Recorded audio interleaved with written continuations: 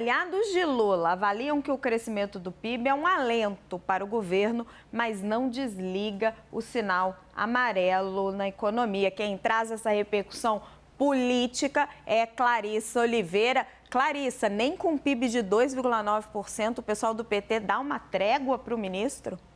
É que na prática, Raquel, o governo está com um entendimento muito claro ali, bastante cristalino, de que esse crescimento de 2,9%, ele é quase uma peça de ficção quando você pensa em crescimento sustentável.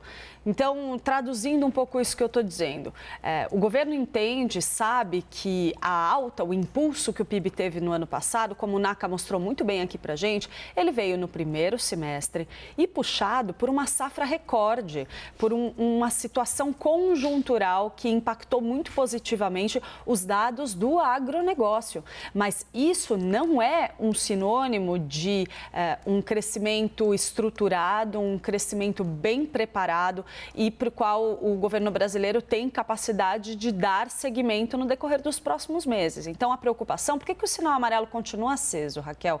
Justamente porque no segundo semestre ficou tudo parado. Não teve esse crescimento, porque não teve esses fatores externos, esse fator conjuntural. Esse elemento usado pelo ministro da Fazenda, Fernando Haddad, para tratar desse tema na entrevista que ele deu hoje, é bem interessante. Ele próprio adotou um discurso muito cauteloso. Ele diz que falta aí um crescimento, as condições para um crescimento estrutural, que o que a gente teve é um crescimento conjuntural. Então, toda a discussão que se faz nesse momento no governo é como garantir que o Brasil possa registrar um crescimento de 1,5%, 2%, 3%, só que de forma constante, assegurada para de fato uma aceleração da atividade econômica, porque não é isso que a gente está tendo, Raquel, se a gente não depender desses elementos externos. Então, sem safra recorde, o Brasil continua crescendo?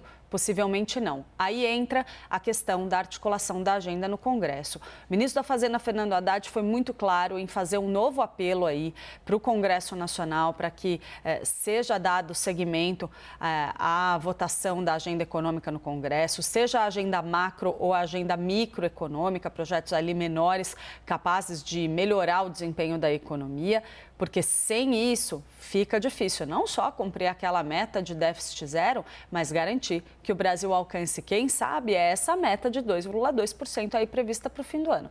Mas pelo menos por enquanto, os aliados ali do ministro estão trabalhando com a ideia de que vai ser possível viabilizar uma retomada. O governo está com recorde de arrecadação agora no início do ano, algumas medidas aprovadas no Congresso Nacional têm rendido uma entrada no caixa um pouco maior e principalmente o ministro está contando ali que pode haver uma retomada de investimentos com uma redução progressiva na taxa de juros, o que pode ali permitir que o Brasil cresça um pouco mais, mas aí sim de maneira sustentada até o fim do ano, Raquel. E aí depende também do diagnóstico, né, Clarissa?